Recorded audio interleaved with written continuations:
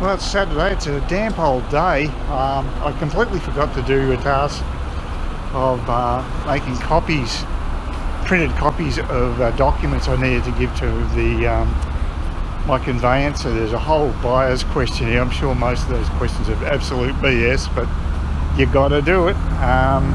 Also trust authority and electronic communications authority, and also even got to check out, just got to initial the plans to make sure we got the right property. So I don't know why I'm doing that. It's a weird thing that you think that'd be something that they would do, but apparently not. Anyway, I've got the printouts. It's really easy to do. I said to Lynette, she wanted to get a printer for a few different things, but I said I just go to Officeworks and get it done there, because printers break down. The guy selling them admitted that. He said most of them are crap, and I can attest to the fact you pay $40-something for a printer, it's not going to last long. You'd be lucky to get more than a year out of it.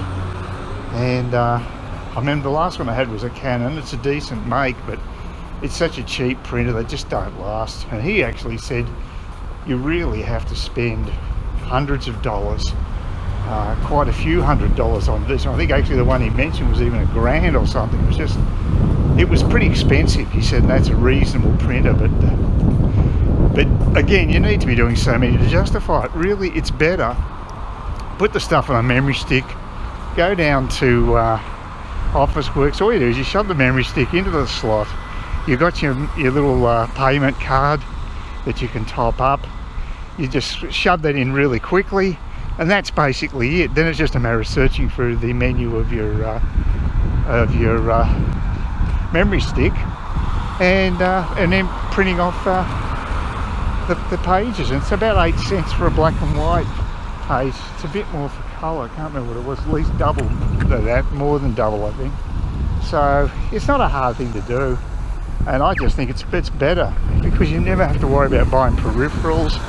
You don't have to worry about the thing breaking down.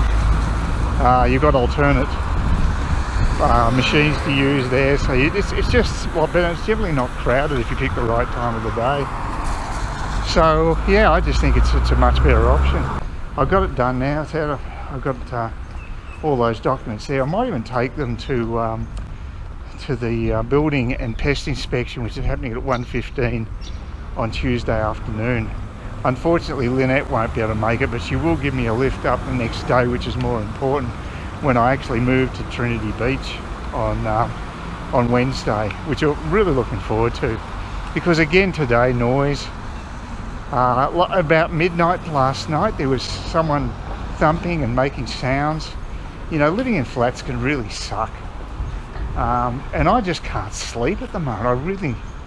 I had to take another sleeping pill at about 2:30 in the morning because I just could not get to sleep. So I'm having real troubles. I should have been over it by now, seeing all the financial details are out of the way with, you know, the approval of the finances of the buyer. That's a load off my mind, but there's still a million things to think about.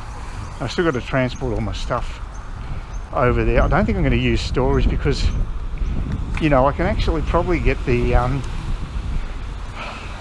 settlement date to be brought forward on the property I'm buying, which will actually allow me to go direct there. But I think I'll be able to keep my stuff there for about a week, because I'm settling on the place that's my place being sold a week prior to the other one settling. So that means that I can get my cash together. I've got a week before the settlement, and they should let me have access to the place just to store stuff. I mean, I've got somewhere to sleep anyway.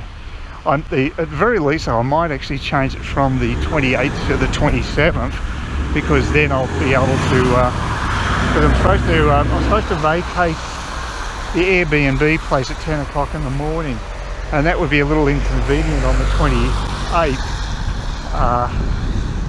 unless I already have possession of the house.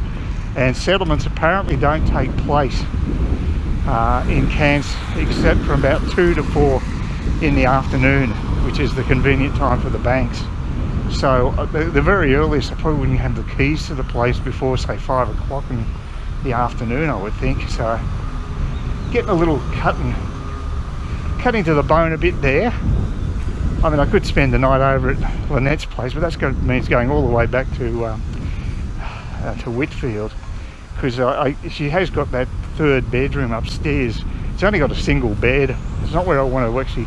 I really wouldn't want to spend too much time there. I think I made the right decision getting my own place, the Airbnb. Not only because I get my own toilet stuff, but also just have a bit more space. I'm just used to it. So,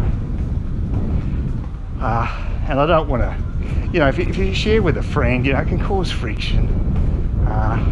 Short term, okay, but for any length of time, I mean, I've had that happen with other people. I know how things can work out, and you know, you'd have to be amazingly compatible to actually work okay as a you know, as a group of people. But you know, some people are more tolerant than others, more forgiving, and so I just know from experience that it'd be a high risk thing to do. So I'd rather just yeah, I can work it around. The thing is that I'm sure the seller of the place I'm purchasing would be more than happy to settle a few days earlier. One day would make it easier though, because once that means that the place would be settled by about 4 o'clock at the latest. I should have the keys the previous night and still be able to spend the night in Trinity Beach and just walk over there the next day, having moved all the gear over. So that's probably the way to go, but luckily there's no real pressure because I've got so much time now. Really got a month to think about everything, so, which, you know, isn't a bad thing. But the big thing is I'm now going to be able to stay where I really want to be, is down the beach, at least as an Airbnb prelude to actually living there. So it's going to be great. It's going to be great. Yeah, really happy that I've got the whole place to myself. So that'll be amazing. And it really is a very central location. And of course, Sid and Karen are coming up here too. I think for a week, and it'll be the last week I'm there at the end of May. So the more the merrier, as they say. So yeah, it should turn out to be a good month, May. Merry month of May. Could not just a cliche, but a reality. Pretty quiet around here.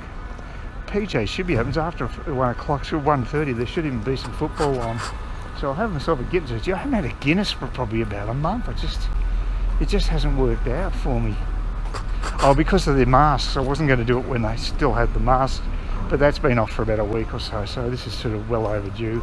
And I will be coming back down here, but not that regularly. So I might make it a ritual to always get a Guinness when I'm in this area. I can think of worse rituals. Well, Big Brother knows where I am. There's an app now. Apparently it's been for 2 weeks. Queensland government app to contract trace. At least I can see the football from out here. It's rare to have this area to myself. Usually there's few people sitting up on these tables, so that's good. But I don't think they have the sound inside anyway, and it's actually quite pleasant now. It's cooled down. It was really hot a while back, just about a week or two ago, but it's actually, since all the rain is actually, at least the place is now definitely into the cool part of the year, so yeah, it's a lot better. And as you can see, there's got the big screen for the footy, so that's good. Yeah, it's funny with Lynette's place that she's got this really reasonable sized TV in her bedroom on it pivots on a what do they call those bloody things, you know? Anyway, on an arm, and it's a big screen, but the one in the actual lounge is actually smaller than in her bedroom. I think that's a bit weird. I don't know who worked that design out. Also, they had this really gaudy sort of piece of, I suppose you'd call it art. It's just like a photo, like a picture, but it was a sculpture as well. It had these big red lips coming out of it. I mean, it's quite large. and they had that removed the other day, which is fair enough. And some of the colour scheme downstairs is quite gaudy, considering a mum's there. So it doesn't seem the sort of place you'd expect your mum to be staying. It's sort of has very bright green splashes. The actual bathroom area and kitchenette area is quite reasonable, but just the colour scheme I wouldn't choose personally, not the gaudy colours anyway. So she's got a bit of work to do there, and hopefully she'll get herself a decent tradie, because she's going to need it, and I'm going to need one too. But Darcy's been pretty good as far as recommending reasonably priced tradies. I mean, so I'll get his advice on that if he's still talking to me. He didn't reply to my email, so I hope he's not pissed off, because I mean this has been a rough sale for him, and he's had another one too. He's had some strange ones recently, but that's the game. It's not the buyer generally, or the buyer or seller of the property generally didn't see all the crap behind the scenes. So I suppose there's more to it than that. But, yeah, so it's actually it's pretty quiet here, but it'll probably pick up. There's a lot of people coming up here taking advantage of those cheap tickets, to fly here. I mean, I haven't done one myself because I just don't know when I want to travel. I mean, I'd like to take advantage of it. I've got about a $350 credit because I had to cancel a flight to Bali that I'd made. So it was part of my trip back to Vietnam, and of course that all went pear-shaped. That was supposed to happen, I think it was August or September last year is when I was hoping to fly, and this now doesn't even look like any time this year any of us will be flying unless you're going to somewhere like New Zealand. It's about the only option. So maybe there's some place in the Pacific might be open up, but it's looking pretty bad. Australia's particularly hard ass on international travel, unfortunately. Although I bet you anything, as soon as it's lifted, you'll see a flood of immigration again, which I think is exactly what people in Melbourne and Sydney don't want. But I don't think the government gives us stuff what they think. Anyway, let's see. Actually, the barman here, he had a go at the government over this thing with this new app and everything I have to get. At least now I've got the app for this. For the contact tracing, I won't have to download it again. It's just a matter of just put the details in again. Just have to basically take the photo, and it should be linked to it. So it's just a matter of taking a photo of the code. So that's easy, I guess. But I still think it's over the top, and it is a bit of an infringement on civil liberties. Because this ain't the Black Plague. Anyway. But when people keep voting for governments that become hard asses and cause shutdowns and what have you, the politicians are going to take that as a signal to keep it up and maybe increase the pressure on the populace. So just beware. Give them an inch and they may take a mile, and you'll regret the days you gave up your freedoms. Precious thing, freedom. Just ask any Chinese in the mainland at the moment. I didn't go down as well as I'd hoped, but you never know. Actually, God, there's another place that's empty. Oh my God, that's a new one. I hadn't seen that one vacated before. And this one too. Oh my God. Yep, we've got a fair way to go for economic recovery, I think. There's a few for lease signs still. Oh dear. See, I wonder if the one up the corner here's been taken. I think things will get better, but it's going to take a while. Be a bit of a delay before the businesses get back on track. Yeah, this place is still definitely closed. Yeah. No, that hasn't been resurrected. Oh dear. Alright, yeah, a few more people around now, around 2ish. Wouldn't mind a dark beer rather than a Guinness. That's what my mate Dave makes. He home brews very nice dark beers. That would be good. But, oh boy. I've just got to try to work out what to do with this electric scooter, because it's just a lump of metal at the moment. All it does is the light goes on, but there doesn't seem to be juice going to any of the drive. Now, it may be just a simple thing to repair. I'm just wondering whether I should put it on Gumtree and just see if someone's interested in picking it up, and someone who's got some expertise in that type of thing, but they might just decide it's a write-off. Yeah, that's my worry, that it's got no intrinsic value whatsoever. I mean, if you could actually replace the batteries if they're the issue, it's probably, look, they just haven't been used much. I've only ridden the damn thing about half a dozen times, and I haven't ridden it for over probably 18 months to 2 years. I'm surprised it hasn't got any power. It just, I don't know. It could be a fuse. Apparently they have fuses.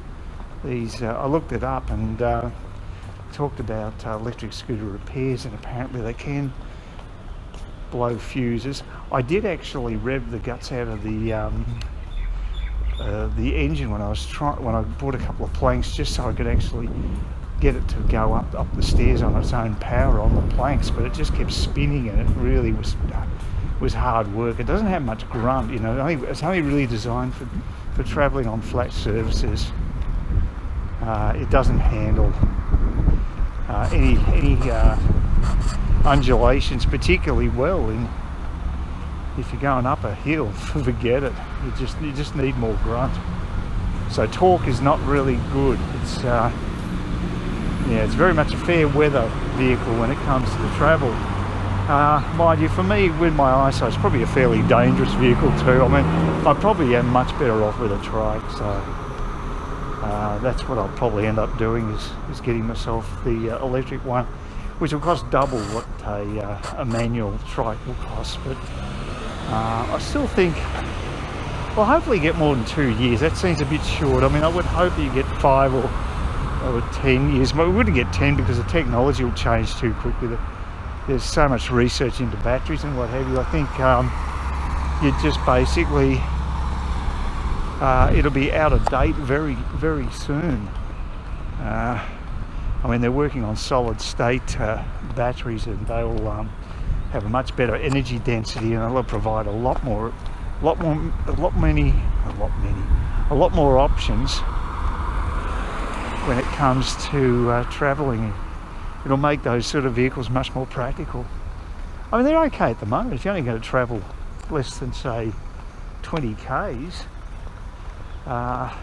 they're not bad. Some actually do travel double that, but again,